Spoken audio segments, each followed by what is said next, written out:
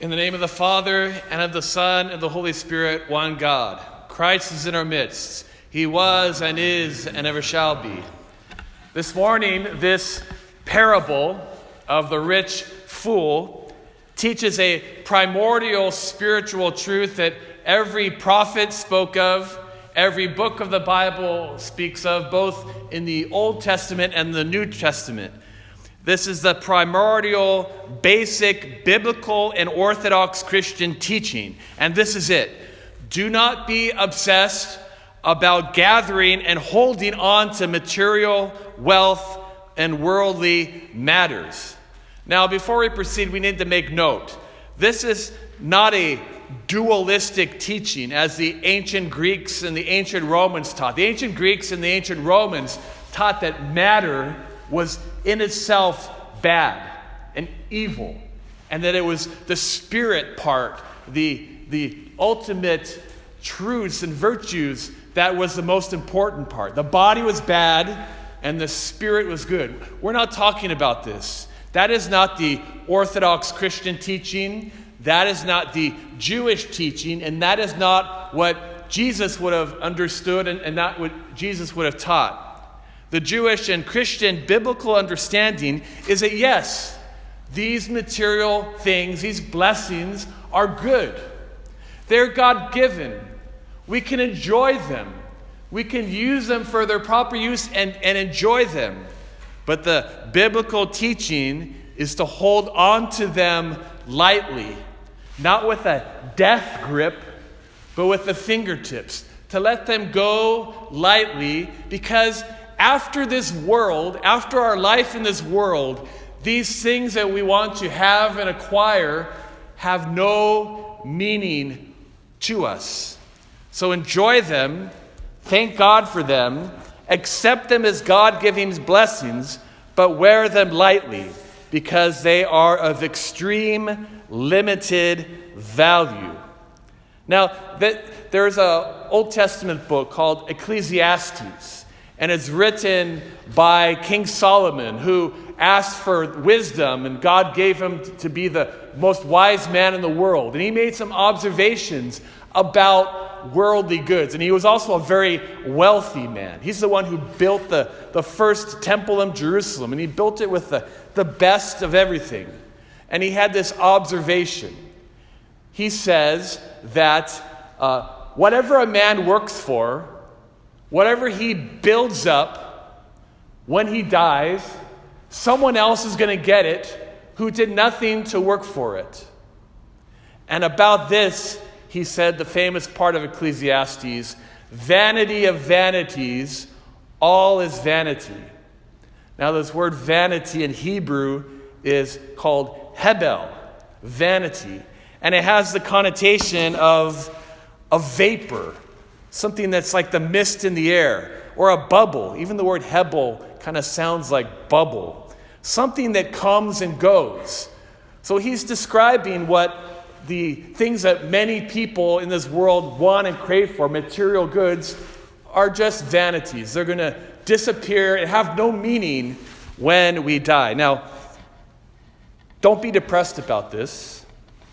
Instead, have a proper attitude about these material things. Again, enjoy them, give thanks to God for them, but do not obsessively cling to them. Now we come to this parable of the rich fool. There's a context behind this parable.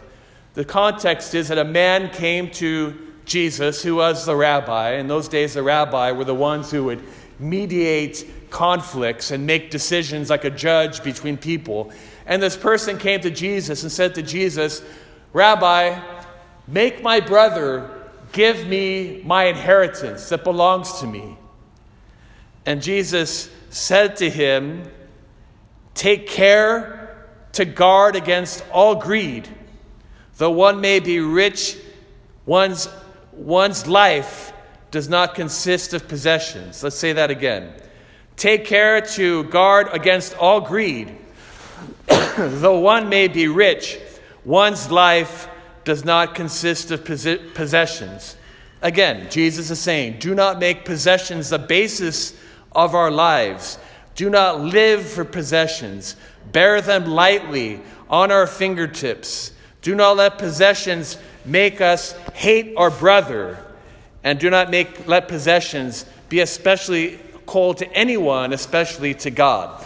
And then after saying this, then he teaches this parable of the rich fool who had a plentiful crop. He went and decided, what am I going to do with this plentiful crop? He decided among himself, I'm going to tear down my old barns and I'm going to build older barns. Now Jesus was giving this is an economic parable. And Jesus was teaching this to people, and when they heard it, Jesus didn't have to explain to him why it was foolish and why it was crazy to tear down old barns and build new barns. And when we thought about it, we would probably come to the same idea that it's foolish. This man's assuming that this plentiful thing is going to happen all the time. It's going to happen in the future. He thinks that these things belong to him. He's not going to give them or share them with anyone else. And to the ears that heard this would have been lunacy.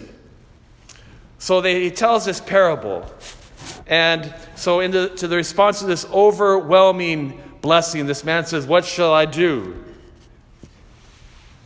And this rich man falsely assumed that whatever came would belong to him, and that he would always receive them. But this man is an icon of greed. He's an icon of selfishness. He is an icon of a person who was blinded by the obsession to keep and get more and more physical, material things. And that would be his life. And so Jesus has the Lord and the God in this parable speaking to this rich fool. And he says, you fool, this night your life will be demanded of you. And the things that you prepared, to whom will they belong? Again, Jesus is mirroring what King Solomon said. The things that you labor and work for, those great businesses, all that durable property that you want to have, all those houses and businesses and cars and machines, all those things you labor for, they're going to belong to other people who did not work for it and probably do not deserve it, and they're going to be scattered eventually among many, many people. So the point that Jesus is making is this, because Jesus is not just referring to physical life when he says, what does your life consist of? Jesus is talking about the meaning of life. When God asks of our soul, which he will, every one of us here, what are we going to show for it? Are we going to show big barns? Big things of stuff. I noticed on the Interstate 5, they're building more and more storage units for people to keep all their stuff. Are we going to present these things to them? The man in the parable, all he could show were his bigger barns.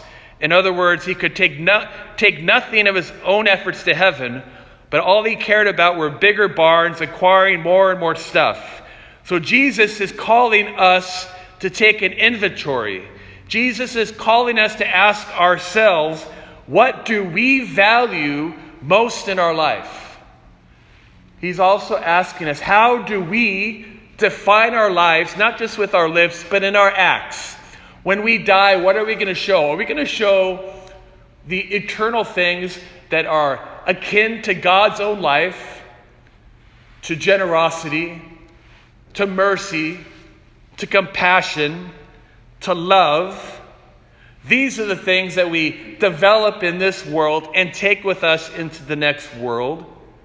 Or are we going to show all of our garages, all of the things that we have stored in our garage? I think that there's a rule.